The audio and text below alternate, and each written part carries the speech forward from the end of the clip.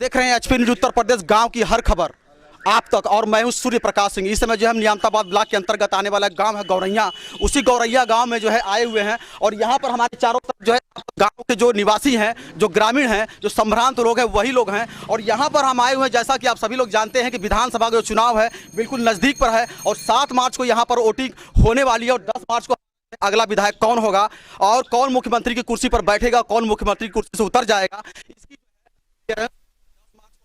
यहाँ पर हम जो है कुछ लोगों से मिलेंगे और बातचीत करेंगे कि यहाँ पर जो है जो लोग हैं किसको वोटिंग कर रहे हैं और किसकी सरकार बना रहे हैं, अपने अगला विधायक जो है के रूप में किसको देखना चाहते हैं। हालांकि हमारे साथ में जो है एक बहुत मुख्य जो है बहुत माने जाने जो है एक नेता हैं शिवशंकर पटेल जी, जो है जिनका जो है कुर्मियों समाज में ही नहीं बल्कि हर सर्व समाज में इनकी एक तगड़ी पहचान के रूप में जाने जाते हैं, एक अच्छी पकड़ के रूप में जाने जाते हैं। हम उनसे मिलते हैं और बात करते हैं जो है कि इस बार जो है वो उनके नज़र में किसकी सरकार बन रही है। जी नाम बताएं सर अपना। शिवशंकर सिंह पटेल, सदस्य राज्य पिछड़ा वर्ग आयोग, पूर्व सांसद प्रतिनिधि विधानसभा मुगलसराय।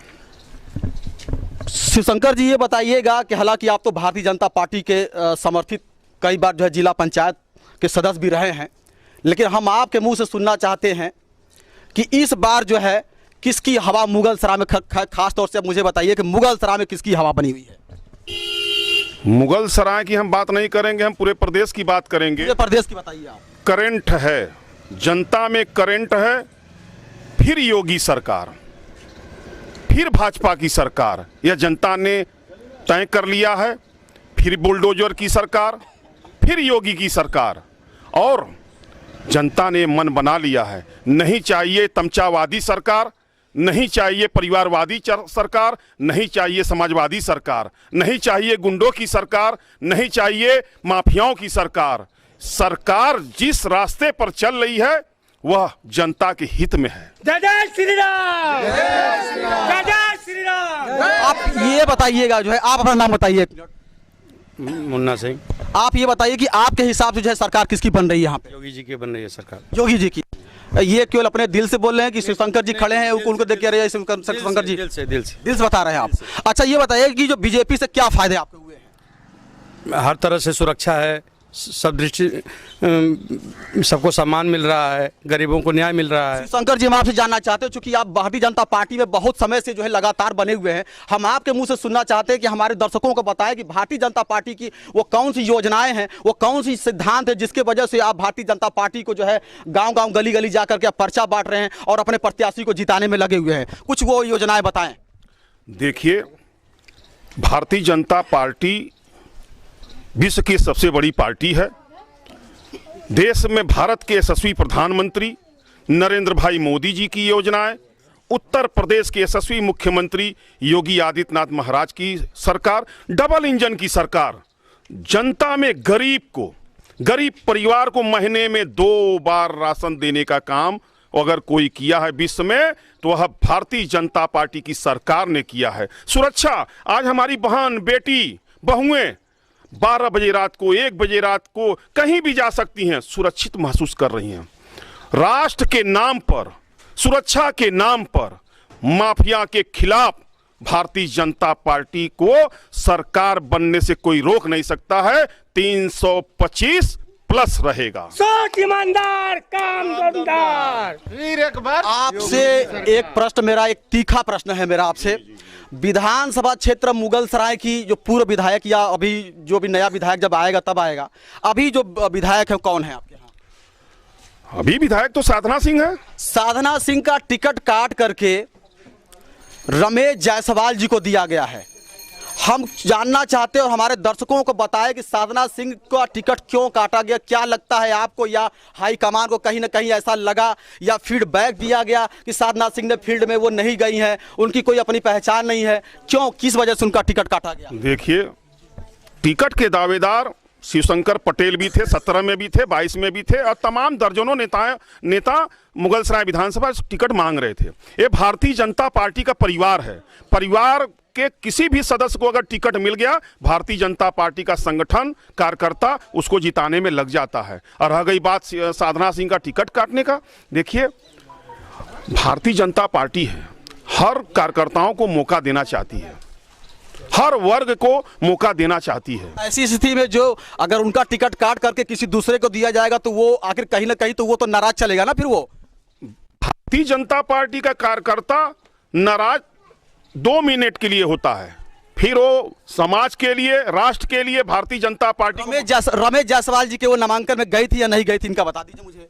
रमेश जायसवाल जी के नामांकन में गई थी कि नहीं गई थी ये हमें जानकारी नहीं है।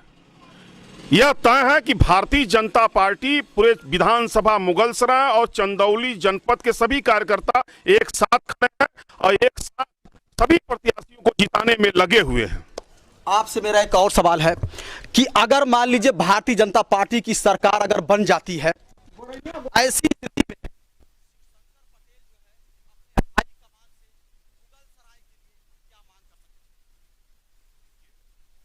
सरकार तो बनना तय है और चुनाव को ध्यान में रखते हुए आप यहाँ पर जो है भ्रमण कर रहे हैं, चुनाव को ध्यान में रखते हुए मतदाताओं और ग्रामीणों से क्या अपील करना चाहेंगे आप?